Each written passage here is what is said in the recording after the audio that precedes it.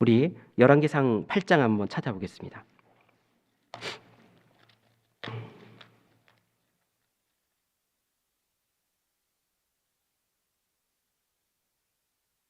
열왕기상 8장 54절입니다.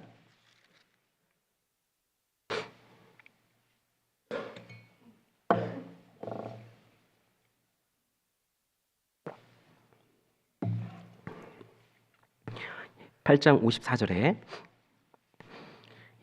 구약성경 527페이지입니다. 54절 보시겠습니다. 솔로몬이 무릎을 꿇고 손을 펴서 하늘을 향하여 이 기도와 간구로 여호와께 아뢰기를 마치고 여호와의 단 앞에서 일어나. 솔로몬 성전을 완공하고 나서 하나님께 제사 드리는 장면입니다. 여기 보게 되면 솔로몬이 무릎을 꿇고 손을 펴서 하늘을 향하여, 그는 이 제사 속에서 뭘 알고 있게 되는 걸까요? 무릎을 꿇었습니다. 어디예요? 하나님 앞에. 그리고 방향성도 명확하죠. 손을 펴서 하늘을 향하여. 하늘이란 장소는 하나님의 임재가 있는 곳입니다. 성전이 지어지는 것을 보고 있었고 완공된 것을 본 솔로몬이었습니다. 그리고 그를 향하여 마치는 것은요, 이 기도와 간구로 여호와께 아뢰기를 마치는 일까지 하게 되었습니다. 그는 왜 삶 속에서 이런 결단을 내리게 되었을까요? 왕이었고 당연히 지어질 걸로만 알았던 것이었을 건데 왜 이런 마음을 갖게 되었겠습니까? 열왕기상 2장 2절에 보게 되면 다윗이 유언을 합니다. 솔로몬에게 너는 힘써 대장부가 되고, 3절에 나온 내용은요, 말씀을 지켜나가는 그 일에 먼저 부분이 나왔어요. 왜 대장부가 되어야 되는지 그 삶 속에서 알게 되었던 겁니다. 다윗도 인생을 살아가면서 가장 어려웠던 부분, 정말 이 시간 가운데서도 믿음을 지켜 살아가고 하나님을 섬기며 살아가는 그 일이 얼마나 어려운 건지도 알았을 거예요. 그러니까요, 그 아들 솔로몬이 감당하려고 하니까 너는 힘써 대장부가 되고 이런 거예요. 그리고 말씀을 지키며 살아가는 그 부분 속에 정말 큰 결단을 내리기 위해 굳은 마음이 없다라면 불가능하다는 것도 그 가운데 알려주고 있습니다.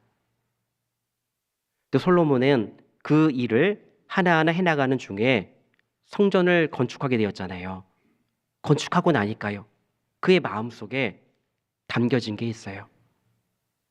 이 8장 이전에 6장으로 넘어가 보시게 되면 6장 11절입니다.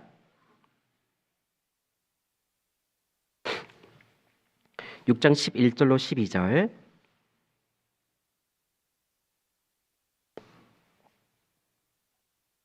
11절부터 보시겠습니다. 여호와의 말씀이 솔로몬에게 임하여 가라사대 내가 이제 이 전을 건축하니 내가 만일 내 법도를 따르며 내 율례를 행하며 나의 모든 계명을 지켜 그대로 행하면 내가 내 아비 다윗에게 한 말을 내게 확실히 이룰 것이요. 성전을 건축하기 전에 말씀이 내려왔어요. 이제 그 부분을 좀 살펴보게 되면 교훈이 됩니다. 내 법도를 따르며 내 율례를 행하며 나의 모든 계명을 지켜 그대로 행하면, 성전을 지을 때 그 제도를 말씀한 게 아니라 먼저 법도를 따르며 율례를 행하며 나의 모든 계명을 지켜 그대로 행하면이라는 단어가 먼저 나왔어요. 성전을 건축하는 그 일보다 하나님의 말씀을 청종하며 살아가는 것이 더 우선이다 말씀한 거죠. 그리고 그 뒤에는요, 내가 내 아비 다윗에게 한 말을 내게 확실히 이룰 것이요. 사무엘하 7장 4절로 16절 가운데 보면 다윗 언약이 있죠. 거기에 13절에 보게 되면 성전 건축에 대한 약속이 있어요. 솔로몬은 그 시기도 있었잖아요. 자신이 자라오면서 아버지의 모습을 봤습니다. 준비되는 것도 봤죠. 이제 건축을 해야 됩니다. 수고와 어려움이 있습니다. 그 일을 해나가려고 하니까 두려운 마음도 있죠. 그 마음속에 하나님 말씀하십니다. 내 법도를 따르며 내 율례를 행하며 나의 모든 계명을 지켜 그대로 행하면 하나님이 해주시겠다. 그럼 솔로몬은요, 하나님의 약속을 믿고 살아가지 않았을까요? 그럼 보세요. 8장으로 넘어가 보겠습니다. 8장 54절.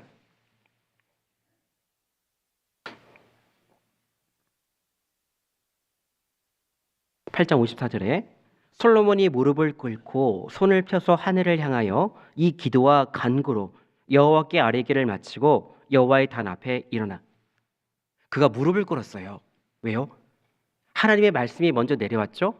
약속이 이루어진 것을 본인은 목격한 겁니다. 하나님께서 그 성전을 짓게 해주셨다라는 확신이 이 가운데 안 들어왔을까요?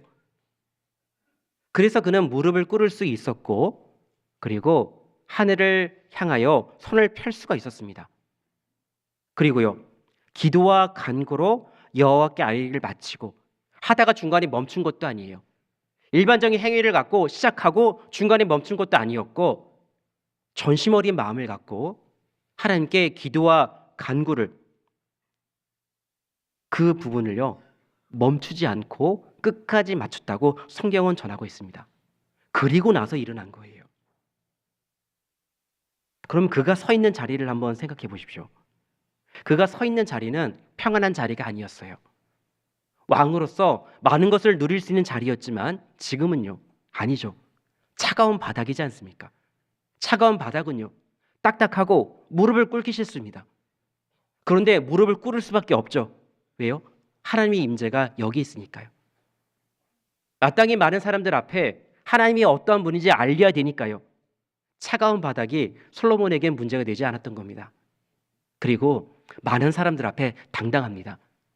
내가 정말 하나님께 전심으로 가졌던 마음을요 기도와 간구로 여호와께 아뢰기를 마치고. 간혹 우리가 처음 구원받았을 때 기도할 때, 식사 시간 때 기도할 때 좀 부끄럽지 않으셨습니까? 그때도 당당하셨던 분은 흔치는 않으실 것 같아요. 근데 보세요. 왜 끝까지 있을까요? 나의 삶 가운데 말씀이 이루어지고 있는 거예요. 먼저 말씀하신 그 약속이 나에게 이루어지고 있으니까요.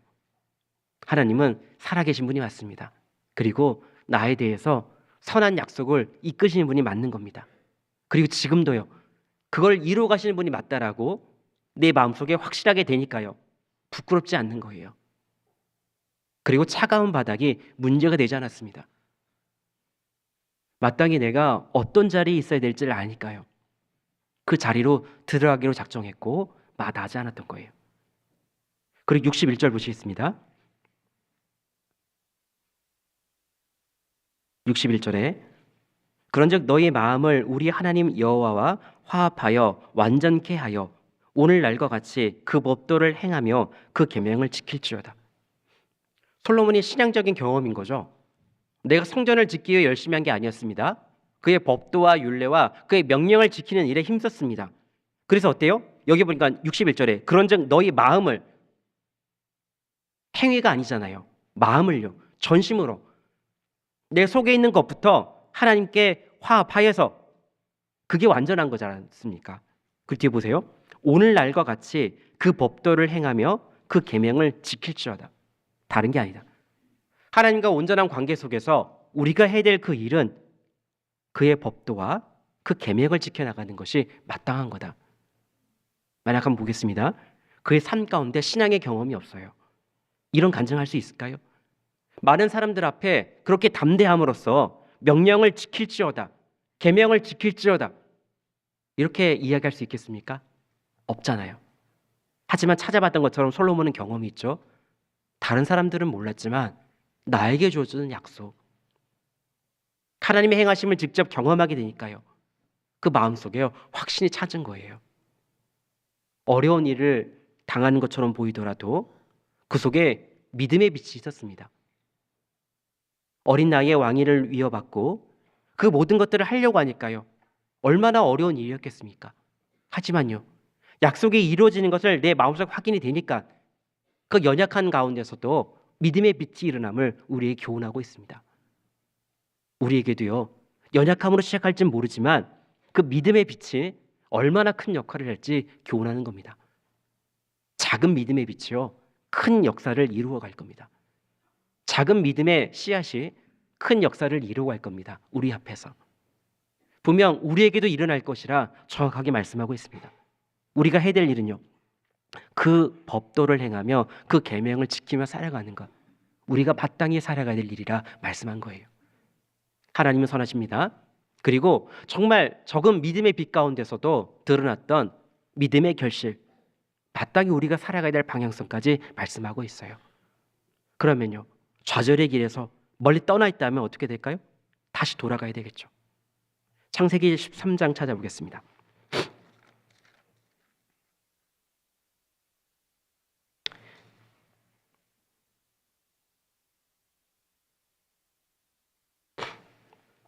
창세기 13장 4절입니다. 창세기 13장 4절. 창세기 13장 4절은 같이 한번 읽어보겠습니다. 그가 처음으로 단을 쌓은 곳이라. 그가 거기서 여호와의 이름을 불렀더라. 예. 여기는 아브라함이란 인물이 등장하는 거 다 알고 계시죠? 그는 약속의 땅으로 출발했습니다. 그리고 약속의 땅에 들어왔습니다. 그런데요, 발붙일 곳이 없어요. 이동하다가 베델 동편산으로 가서 장막을 쳤고 거기에 여호와의 단을 쌓고 여호와의 이름을 불렀던 그 아브라함의 믿음을 12장에 기록하고 있습니다. 하지만 거기까지는 참 좋았는데 다음이 문제였죠.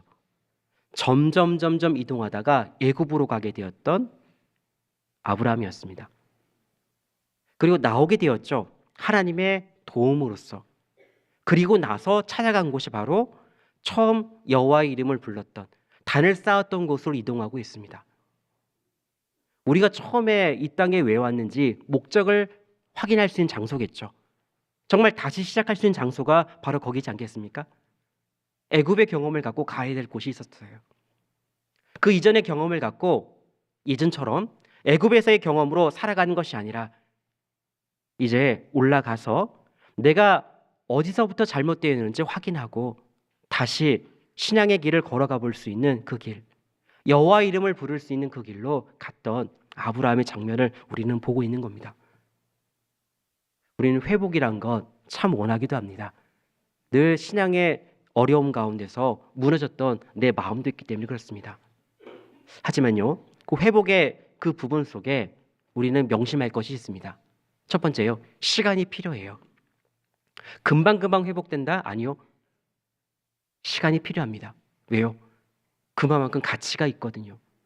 그만큼 내가 갈망하지 않으면요, 이루어지지 않는다는 것을 말씀하고 있는 겁니다. 전심 어린 마음에서부터 시작되지 않으면 절대 불가능하다는 것도 말씀하고 계신 거죠.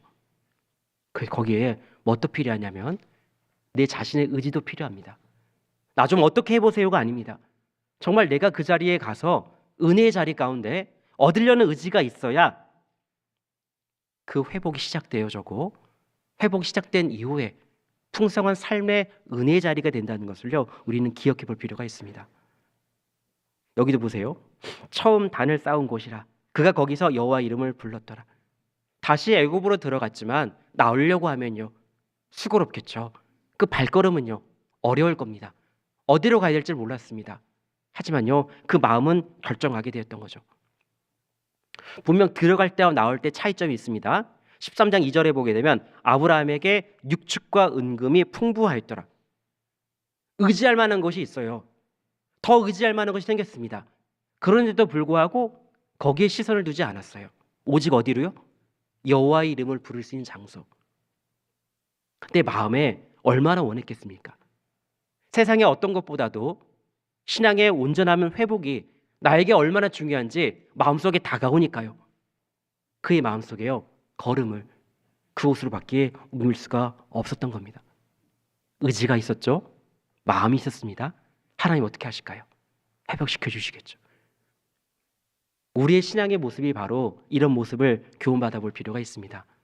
돌아갈 자리가 있습니다. 다른 데가 아니에요. 회복의 자리이고 은혜의 자리입니다. 회복의 자리이고 은혜의 자리가 있다는 것 듣지 않으면요, 마음에 갈망이 있지 않으면요, 절대 그 자리로 갈 수가 없는 거예요. 조금 틀어졌다고 얼마나 틀어질까? 저는 표현을 잘 쓰시죠? 처음에 보면 요만큼 틀어졌어요. 나중에는요, 벌어져 있죠. 시간이 얼마나 더 가겠습니까? 시간을 가다 보면 완전 다른 것이 됩니다. 우리의 마음, 돌아오려고 행하려는 그 의지, 우리 삶 가운데 너무너무나 필요한 겁니다. 다시 돌아가야 얻어질 게 있습니다.